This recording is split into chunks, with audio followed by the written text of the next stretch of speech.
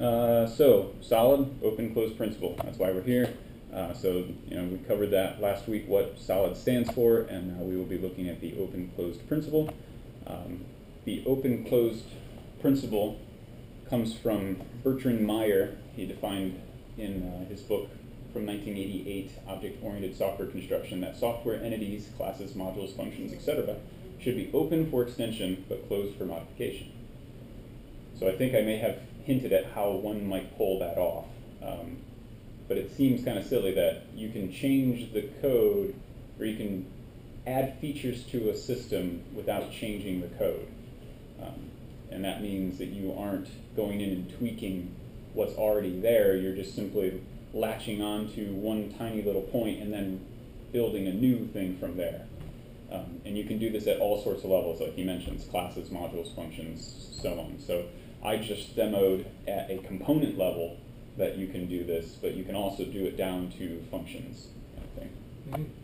Mm-hmm. So I'm just going to cover a couple of like the classic textbook examples, and then I'm actually going to show a talk that will do a way better job of explaining everything. So that's why I'm trying to kind of rush myself here. Okay, so simple textbook use case is that you're getting some integer from the console, and now you're switching on the integer, and if it's a 0, you print out dog. If it's a 1, you print out cat. Otherwise, you say unknown. Now, the problem here, obviously, it's a super simplified textbook use case, but in a full system where this is much more complicated, you now all of a sudden need to add a third type, which is just a little bit different, but you're going to have to change the switch. You're going to have to change the switch and possibly redeploy DLLs or executables or whatever. And so it's not easy to go in and change or to add another type of animal without changing the code. And whenever we change code, there introduces a greater risk of introducing new bugs. So it would be ideal if we could add new features in without having to change what's already there. So just another textbook solution example to this problem would be that you could define an animal interface, and each animal has a name. And so you could have a dog class that is an animal and returns dog when you ask for its name. So then you can have a little factory function which still has the switch inside, but there's other ways to implement this. But it just returns the type you need. It at least simplifies things, where if you did need to add another type like a fish, all you'd have to do is add one little case statement and return the correct object type. And the code's behavior is more constrained by the interface rather than just the hard-coded switch statements or whatever. So the final result kind of looks like that, where you're just simply getting the type value from the console, constructing the animal by deferring to the factory, and then asking the animal what its name is. So now you hopefully see that it's easier to extend by creating a new type of animal, adding one line to the factory, and then just letting the main function completely be unchanged. So it is possible in this example that these things could be in separate modules now, and the factory is really the pinch point here, but there are other ways to do it without having to change the factory, but they're more complicated, so we're not going to cover that. Another example of like this failure to adhere to the open-closed principle is these if-else type of things, where you're looping through all of these base shape types, and now you're checking, oh, well, to get the area, I need to do this thing differently for circles than rectangles kind of thing. So this is kind of a code smell that can be cleaned up by, again, a textbook example of just defining a new area function in the shape base class, and now circle can implement it according to circle. And then now you're just getting all the shapes and then very simply returning area instead of doing all the switching and stuff. So again, you can see now we can define new shapes that have different ways of computing their area without having to go back to the original code and modifying this big function. Big. Okay, now one more that's kind of complicated. Are called visitors, which is a design pattern. Has anyone heard of a visitor? Okay, cool. Heard of it at all? No? Yeah? Okay. A visitor basically, it just visits types. It's very well named. The idea is that you have we'll call it a shape visitor, that is able to visit a circle or visit a rectangle. Oh, I should preface what the point of this is. That previous example it was kind of textbook for the different types are responsible for the different pieces of code. So a circle was responsible for calculating its own area. A rectangle would be responsible for calculating its own area. But there are operations that you want to differ based on the type that aren't the responsibility of that type. So you have some sort of like service method or business logic or something that isn't specific to the type, but you want that polymorphic behavior so that way what behavior you get changes based on the type, but it's not pieces of code that belong in that class. So a visitor can actually define the different behaviors, and then you can get the polymorphic behavior based on which class you're looking at by passing it into the visitor. I hope that wasn't too many words all at once. Hopefully it'll make more sense when we go through it. So we just define an interface, well, an abstract-based class, called shape visitor, and it can visit a circle, it can visit a rectangle, and by default it does nothing. And then we have our shape interface, which we kind of saw, but now we've added this new visit function. And so the visit function takes a shape visitor, and it's just an interface, so right now it doesn't do anything, but all shapes now have to be able to be visitable, basically. So now a circle will implement the visit function, taking a shape visitor and just simply calling visit with the this pointer. So this is a form of like indirect dispatch to kind of get the correct overload in the visitor call by taking the polymorphism defined in each base class and letting the compiler know that the type of this is circle or rectangle, etc. So the little hoop jumping, but once you do that, you can define your own visitor. So I just call it my visitor. That takes a circle or a rectangle and just prints out, it's a circle or it's a rectangle. And now you can loop through all the shapes, and for each shape, you call the visit function on the shape interface and pass it your visitor. And now the shape will visit your visitor, which will call the correct overload in your concrete implementation. I hope does this make sense? I just read this like 2 days ago, so yes. Cool. Yeah. Now there are ways to do this without stamping out the code exactly this way, and they just kind of help get rid of some of the boilerplate or whatever. But for the most part, this is like the raw mechanics of a visitor pattern. But it's yet another way that you can now, if this particular business logic doesn't belong in these classes, in the different shapes, you can get the correct polymorphic behavior by calling just a single function. So this behaves polymorphically, but you have to just kind of indirect your way around it. So that's another more complicated textbook example of how to kind of get extension without modifying existing code. All right, so now I'm going to show a talk which is way better than anything I could do. Unfortunately, it's from a Ruby conference, so it's got Ruby code in it.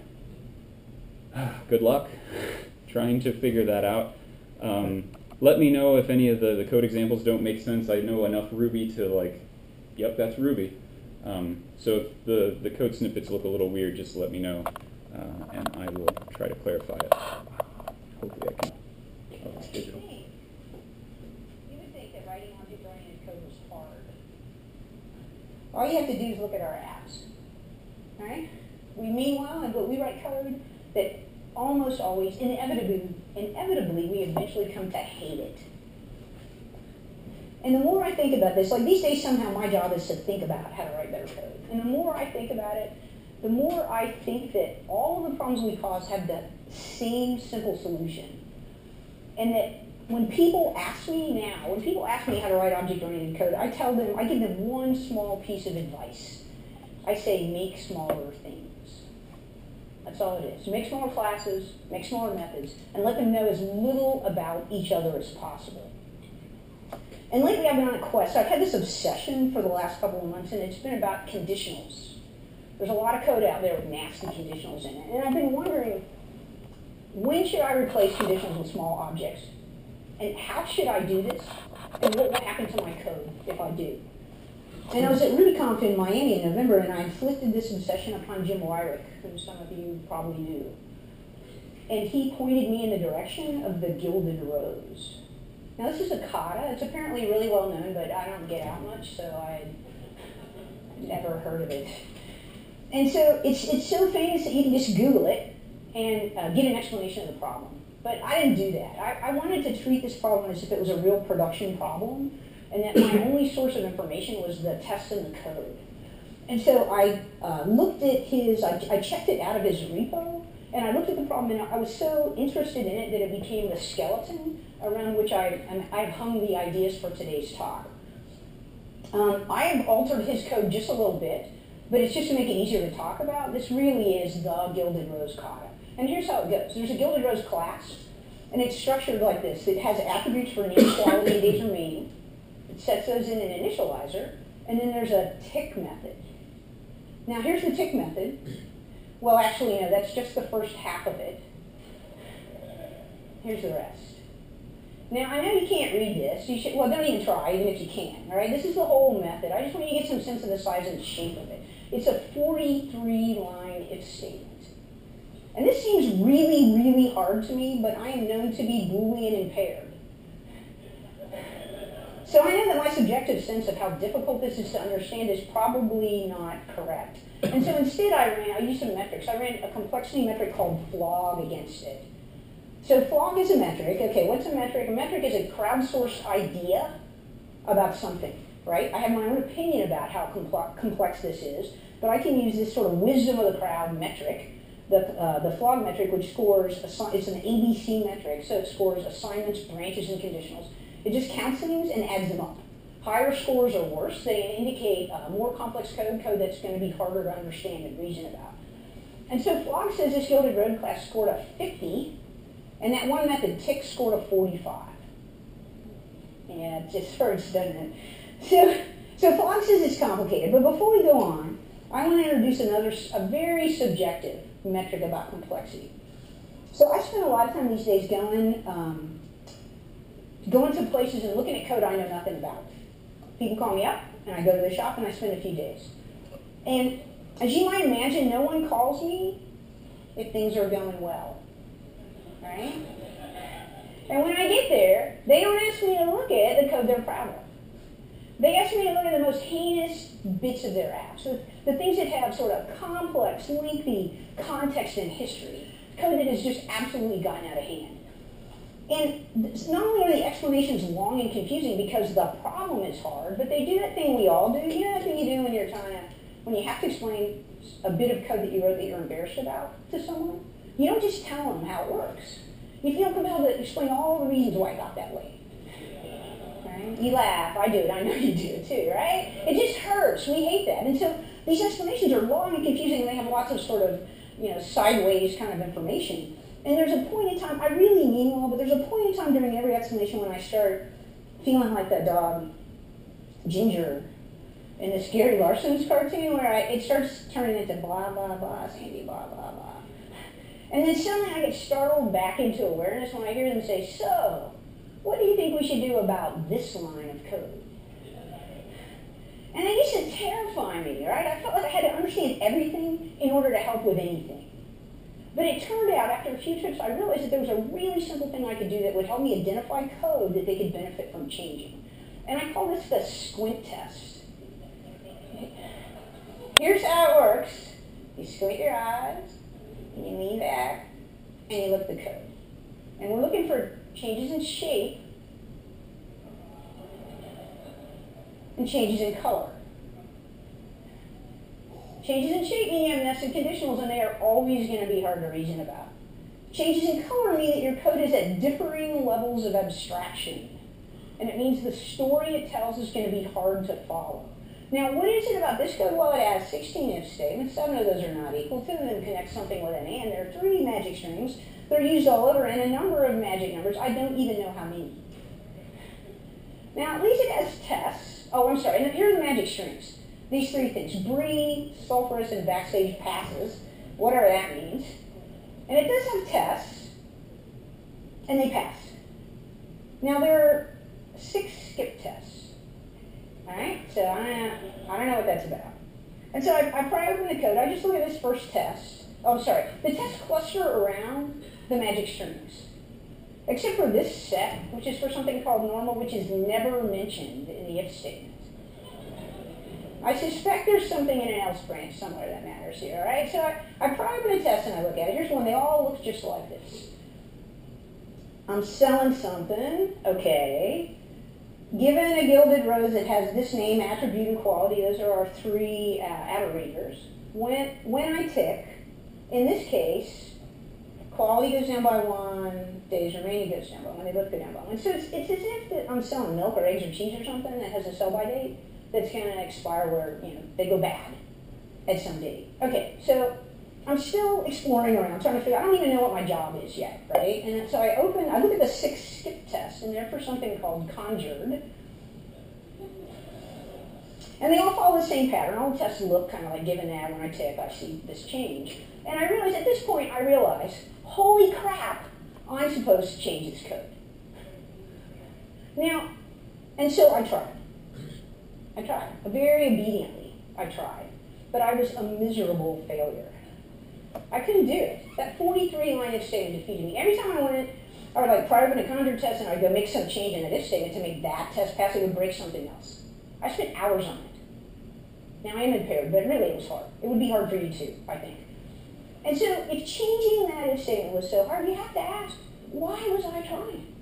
Why did I try to do it? What possessed me to try to alter that incredibly complicated bit of code? And the answer is I felt like I was supposed to. And here's what happens, right? You write some code. Someone asks for a change. What do? You go look around the code base for code that's the closest thing to the new thing you're trying to do. And you put the new code there. That's how we behave. Novices especially, they're afraid to make new objects. So they just go put more code in where they can find a thing like the thing they're trying to add. And if that place already has an if statement, they just put another branch on it. Right? That's how it works. And what happens is, so the natural tendency of code is to grow bigger and bigger and bigger. And there comes a point, right, it gets big and big and big, there comes a point where it tips. And at that point, it's so big that you cannot imagine putting code anywhere else. We have a bargain to follow the pattern. And if the pattern is a good one, code gets better. And if the pattern is a bad one, we exacerbate the problem. Nobody adds a 10-line helper class to a 5,000-line active record object. They just get bigger. Once they reach a certain size, they just get bigger. And so I could not follow the pattern. I was not good enough to follow the pattern. And so I decided I was going to make a new pattern, that I was going to refactor this code. Now this is real refactoring according to the definition of refactoring. I'm going to refactor this code. I'm going to change its arrangement without altering its behavior. I'm not going to try to add conjured. I'm going to try to move this code around so that I can add conjured. And for refactorings like this, tests are the law at your back. You got to have tests or you don't know what you're doing. And so I'm just going to start at the top. I'm going to start with these normal tests. And I got this code. This is what tick looks like. Now this is a big, long procedure. This is not object-oriented code. In object-oriented code, you have lots of little objects, and you send messages between them. And those messages give you a level of indirection so that you can substitute different objects at the back. Messages create seams so that you can do a different thing. And there is no seam here because this is a procedure. And so the first thing I have to do if I want to refactor is I have to make a seam. And I'm going to do that just by trapping normal and veiling. At this point, 4 tests should fail. And they do. All right? And I am not about to add more code to the tick method. So I'm just going to send a message to myself, and 4 tests should still fail. And they do. And so now that I believe I've caught that execution path, I'm going to just break open the first test, and I'm going to write the code to make it pass. Quality goes down by 1. That's easy enough. I can write that code. Days remaining goes down by 1. And that test passes. All right? 1 down, 3 to go. Here's the next test. In this case, it looks like I'm out of time. I'm on the sell-by date, so now quality goes down by 2. So I'll just make sure my old test keeps on passing. And I'll write code to make this test pass. And so now I think two tests should pass. So I should have 2 failures. But something I just did made some test I haven't looked at pass. And we love that. I'm not even going to look at it. All right? I don't need to understand it. I got tests. Okay, so I'm going to just go, I'm going to make this one pass. last, right? I'll just open the last one. So this one says if quality is already 0, don't change it. And so I'm just going to wrap this whole thing in an if statement and not do anything if quality is 0. Okay, so now I'm back to green. That code was not smart or clever, but that's the whole point. Once I get to green, I can now refactor. So my goal is to get to green as quickly as possible. Red is not when you ponder the abstraction. Red is when you scramble toward green. You're trying to reach for the lowest hanging green here. And so I got there. I'm at green now. And I confessed to you already that I'm Boolean impaired, and I've written code that even I, at this moment, do not understand. But now I'm green, so I can refactor. It looks to me like they always subtract 1 from days remaining. So I'm going to do that first. I like that story better. It looks to me like quality, they don't do anything. I can just bail if quality is 0, so I can take that whole outer nesting out of that if statement. And now once I get to here, I can ponder these 2 remaining cases. Are there 2 cases here? Is there a case where I subtract 1 from quality and 2 from quality? Or is this, I don't think so. Now that I look at this way, I think I always subtract 1 from quality. And there's a special case in which I subtract another if I'm past the sell-by date.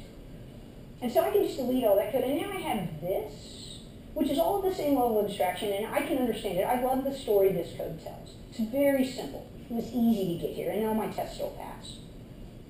All right, so I'm going to do this over and over again, much more quickly than this one. I'm going to just take you through a quick reprise here. So I create a scene. I sent a message to myself. I tracked all the execution paths into here. I wrote some code. I hated it. I got to green as quick as possible, and then I used green to let me refactor to code that was sensible. And now normal's done. All the normal tests passed. And so now I'm just going to bust right through all the other cases. Here's Bree. There's a whole bunch of stuff. I'm going to turn that into a case statement so I can track Bree. There's 7 tests, so they're all failing now, so I have confidence that I've caught them.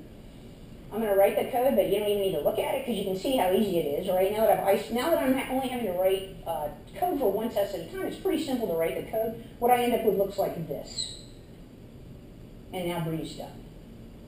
Now a really interesting thing happens.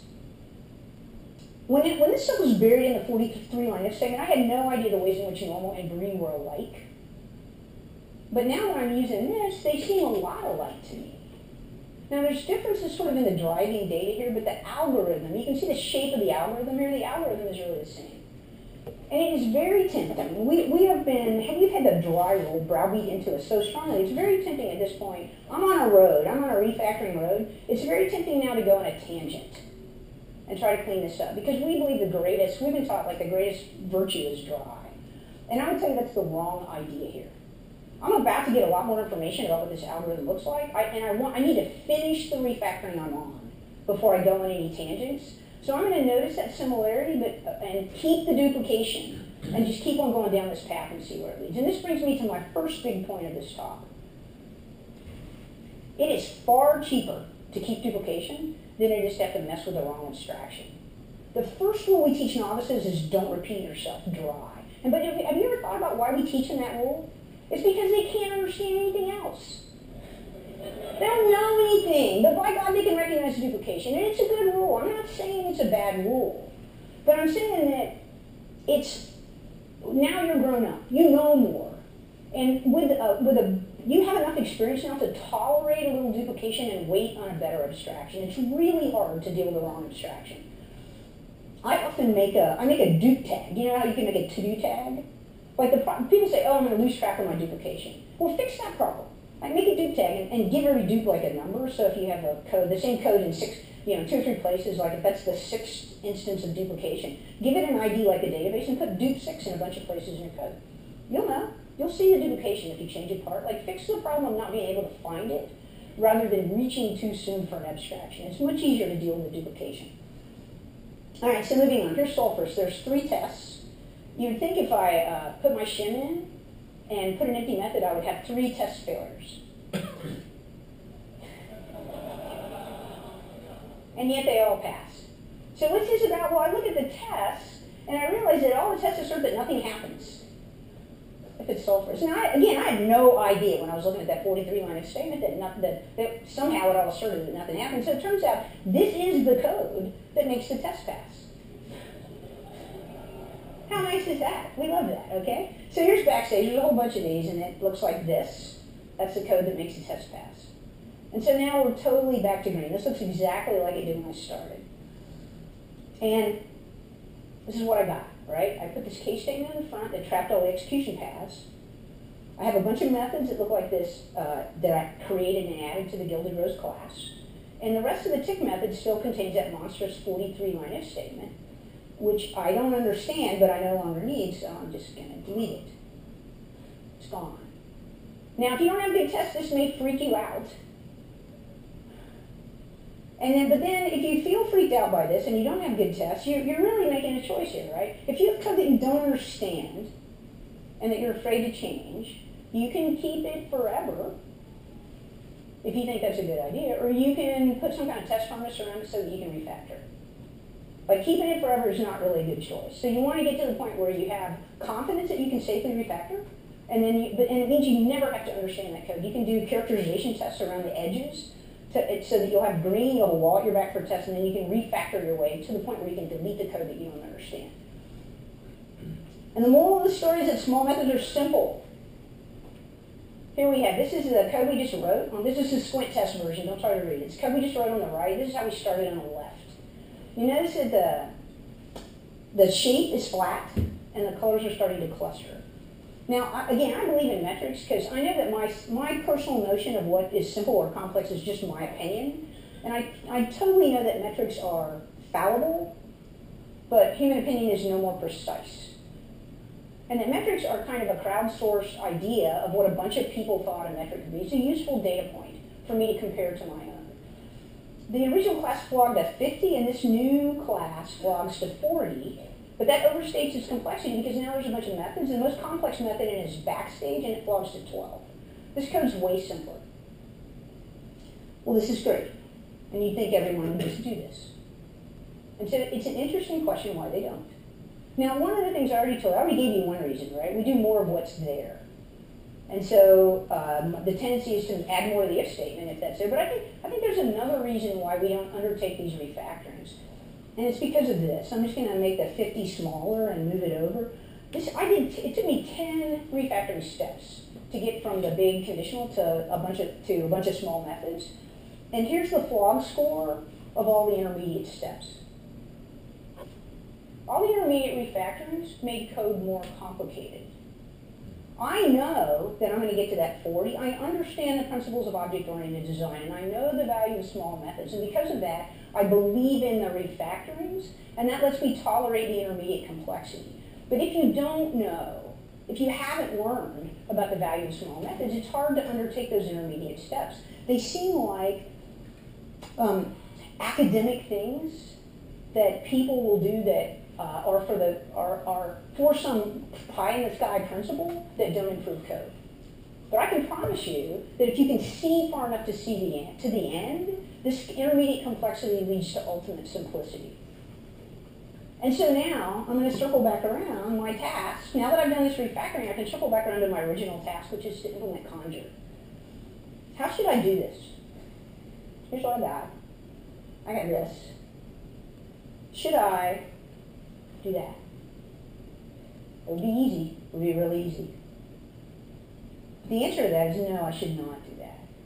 That is not the way I should solve this problem. And it's because this code is not open-closed.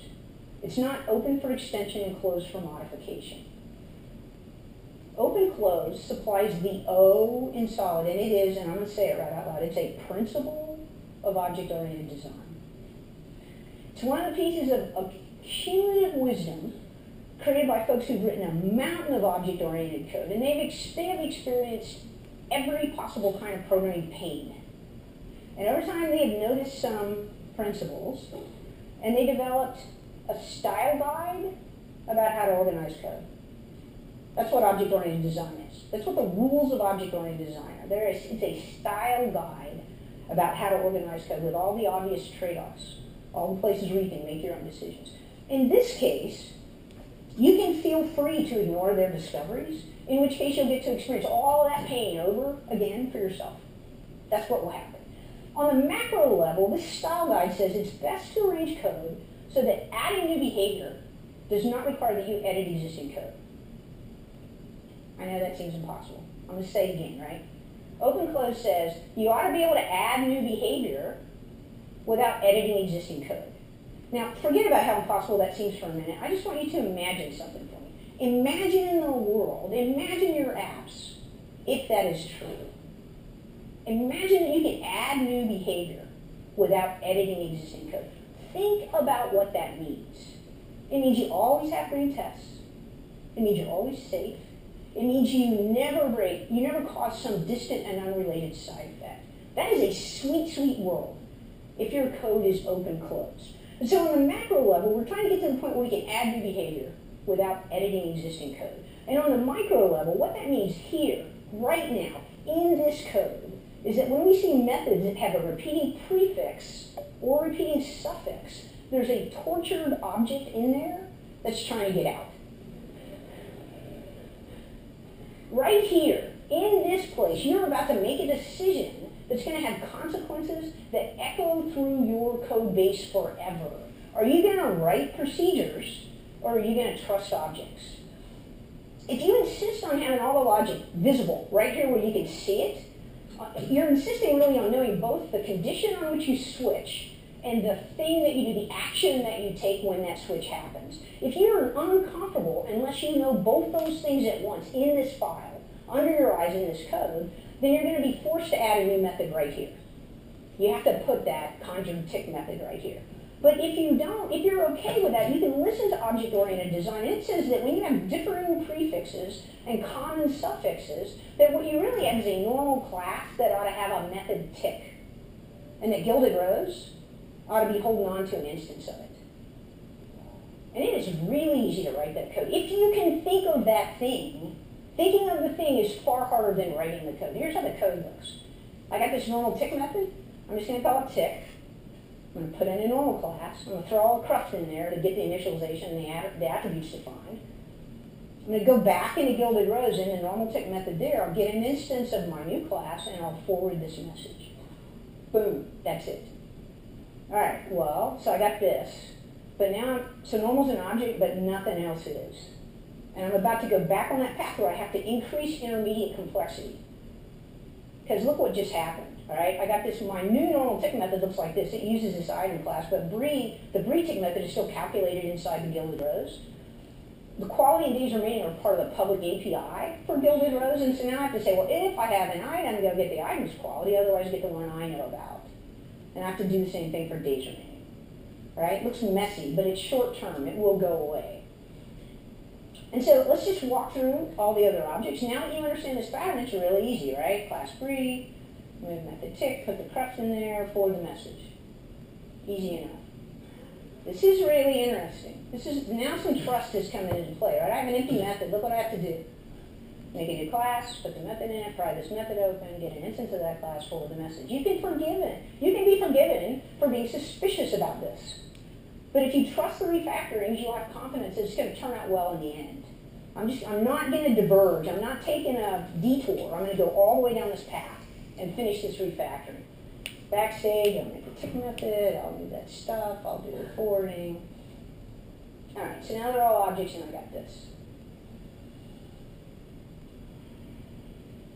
And I'm back here. So now, in the beginning, I moved logic into methods of their own because I didn't want to put a bunch of code in this case statement. But now that I have objects, everything is simple and I'm going to just start rewinding my decisions. I'm just going to delete the method and shove the code that used to be in the method back up in the branches of the case statement. We'll do that. Now, earlier I said that duplication was cheaper than the wrong abstraction, but now we're starting to see abstractions, and I'm just going to go and abstract away some duplication. I'm going to put the crux back up in here. So in Gilded Rose, I no longer need that. What I really need to do is be able to get item. And the way I need to get an item is it's that. That's how I'm going to get it. If I just knew the class name, I could send that message to it, and it would work. And it's actually really easy to figure out the class name. The code's already here. It's this. There it is. That'll get me the class name back. So if I just give that a name, I can send that message to myself, and now I have the right kind of item. I don't need name anymore. So that got simpler. So now I have separated the reason I'm switching from the thing I do when I switch. And I can just forget about what's inside that class form method. I don't really care anymore. It just answers the right class. It's going to work. It's going to hand back a thing that can answer the message I'm going to send to it.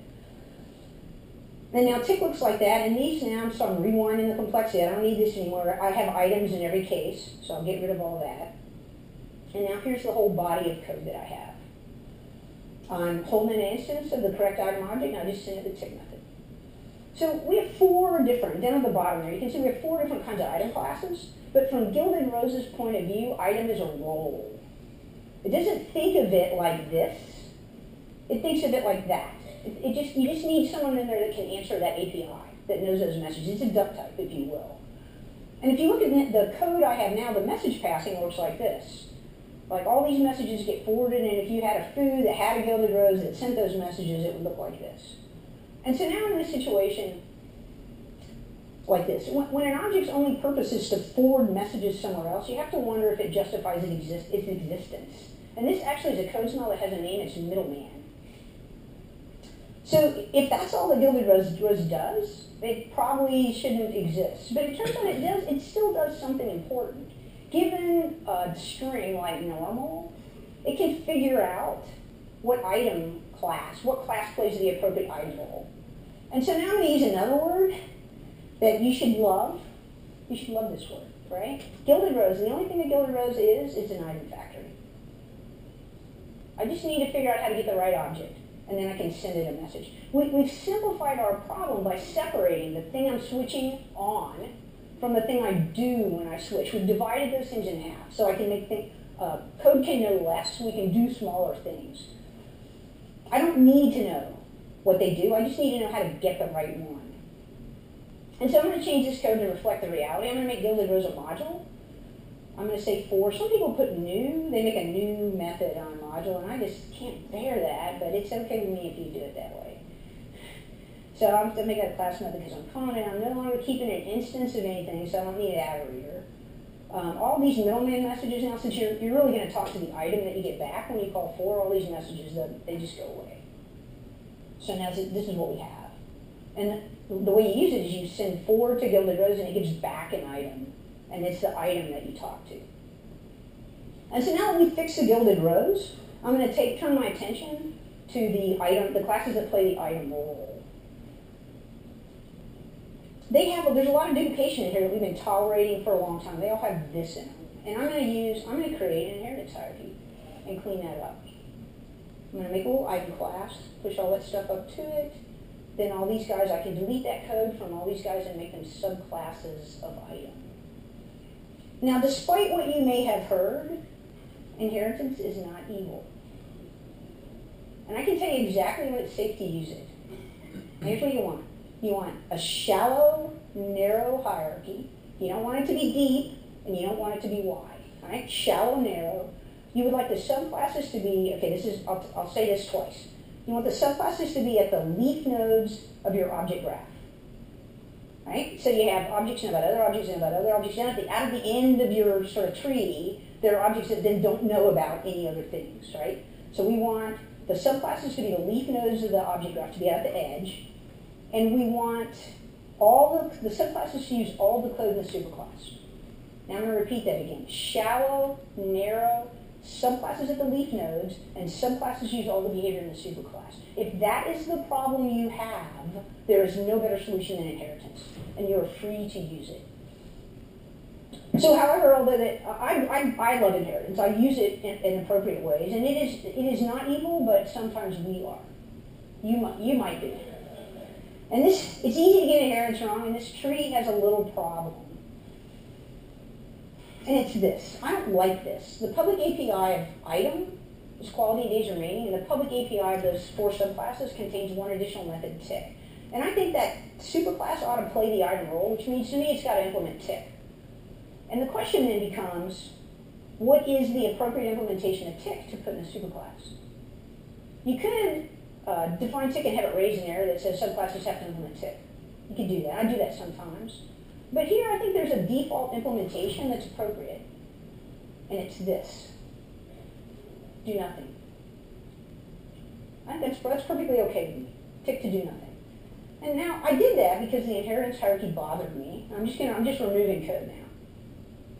Now that I've done that, you might notice something about Sulfurous' implementation of tick. It overrides item. It subclasses item to override tick to do exactly what the superclass does. And what that means is that here, it would be equally correct to say this, which means that this class is not necessary.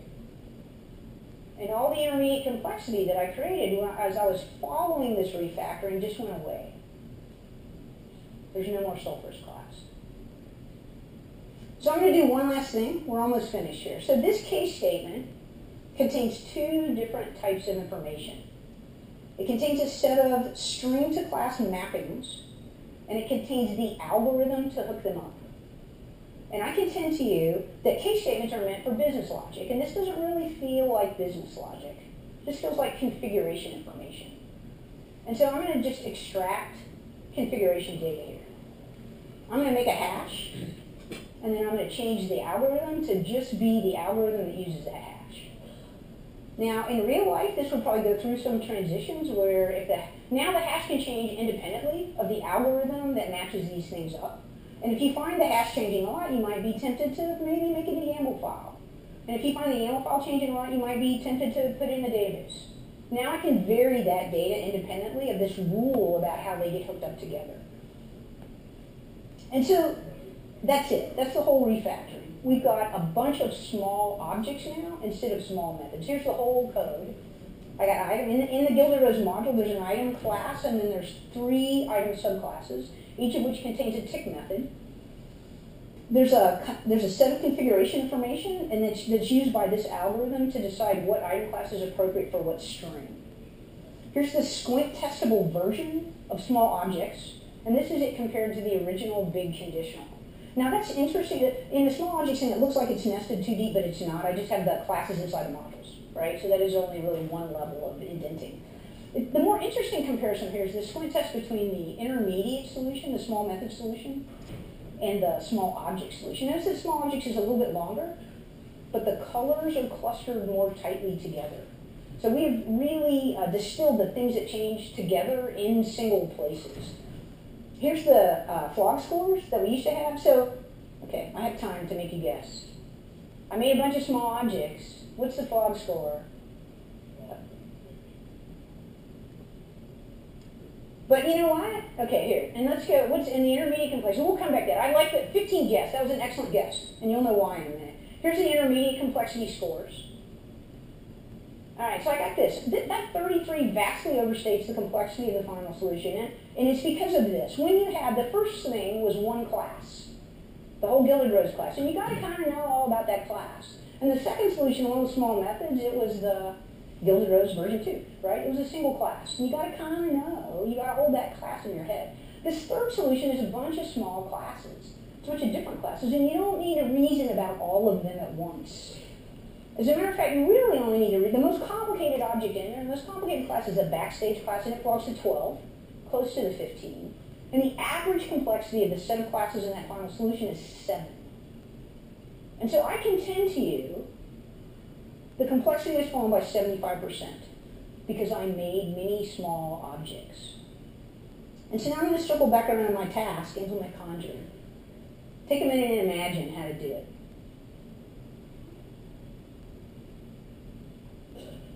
There's a code. That makes all the tests pass. Here's how to use it. And now we're done. All right, so summary. When you were new at this, they told you dry. All right, don't repeat yourself.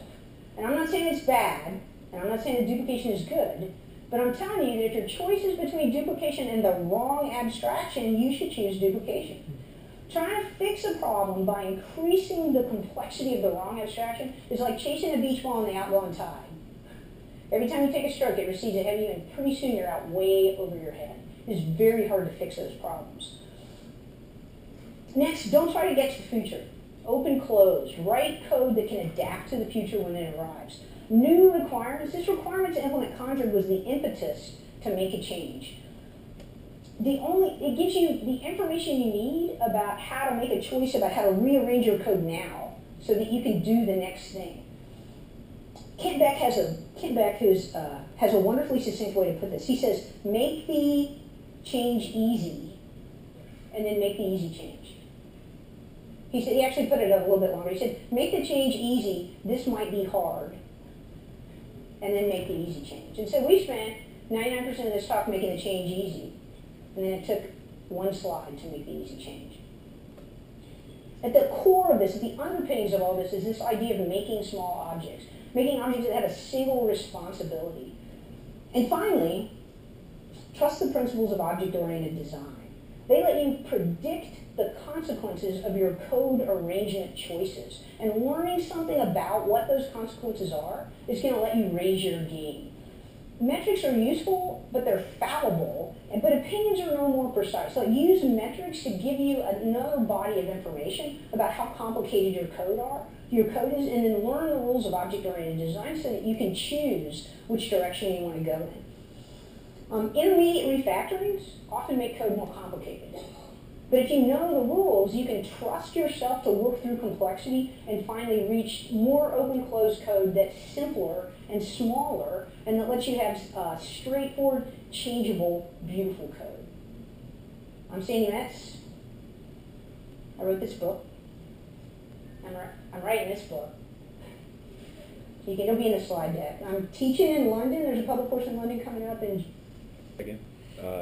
What made you reach out for this Rails video? I started just looking to gather material to make sure I covered some important points for this principle, and found a post from Uncle Bob, naturally, that then led to another guy called Philip Schwartz, I think, who then gave a talk that was like, hey, I gave this talk before, and then Sandy gave this talk, which was way better, so I'm just going to pad my talk around her talk. And I'm like, well, I should probably go watch that one. So I watched it, and I was like, wow, that is a good talk. And it doesn't just go over the very boring, this is what the open close principle is, here are all these textbook examples, any questions. It actually went through this is close to how I work in Composer now, is anytime I have a hard time with that 42-line if statement and going, oh no, I need to change it, but I don't understand this enough. The first thing I do is take tiny little steps to refactoring. Unfortunately, we don't usually have tests, so then I have to do the characterization test tricks and the Michael Feathers method of sprouting functions and building seams and all that. So it takes a little bit more, but I eventually get to that part where I do have some new tests now. I've simplified the code, and now now that the code's easy, I can make the easy change, which is another quote from Kent Beck that I've heard before. So this just kind of, I followed a path of research on this topic only in the last couple days, and then I was like, wow, this is the best talk on this topic I've ever seen. It was very good. Thank you. Yeah. Well, she's an author.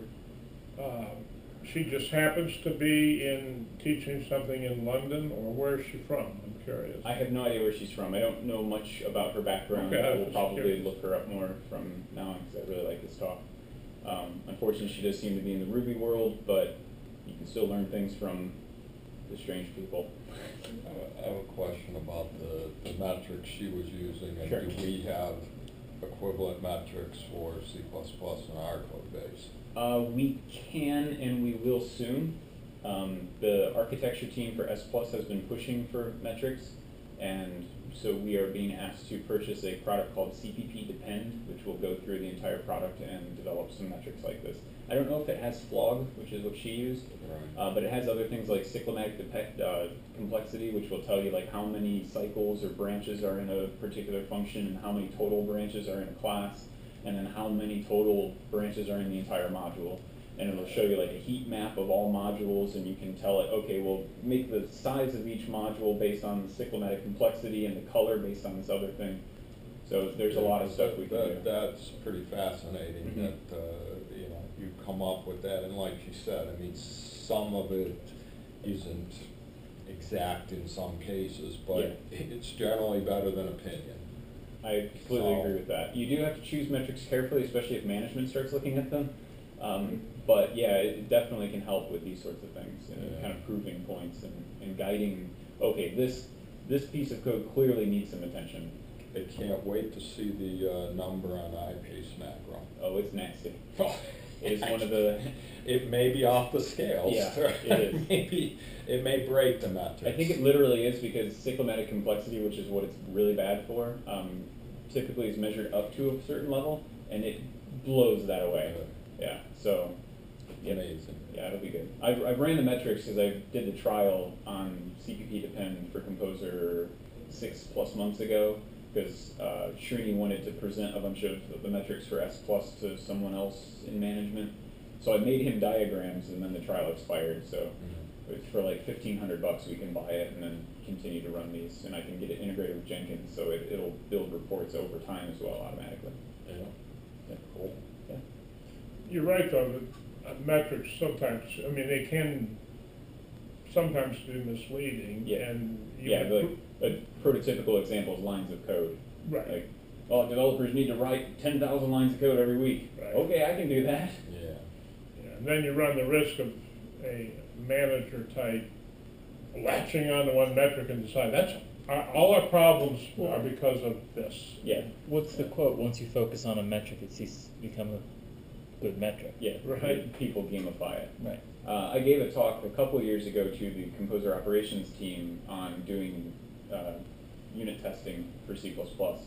And I mentioned code coverage and some tools that can measure code coverage, which is saying that you can run a tool that will check all of the paths in your code that your unit tests have exercised. So it'll give you an idea of like total coverage of your tests on the production code. And he naturally came back to me a couple days ago, or a couple days later, and asked like, okay, well, he was the manager of the team. Like, what percent number should we say is like the minimum code coverage? And I gave him a long-winded answer of like, you shouldn't give that number. Like, you should just look at the number, maybe correlate it to like incoming bug count. And if you start to see that you get a lot of bugs or whatever, then maybe we need to up our coverage, that kind of thing. Right. So. Yeah, get the data and then analyze it Right. and take the appropriate action. Right, but if you're not measuring, you can't act on it. Right. So you at least need to measure and try not to get too honed in on one particular value.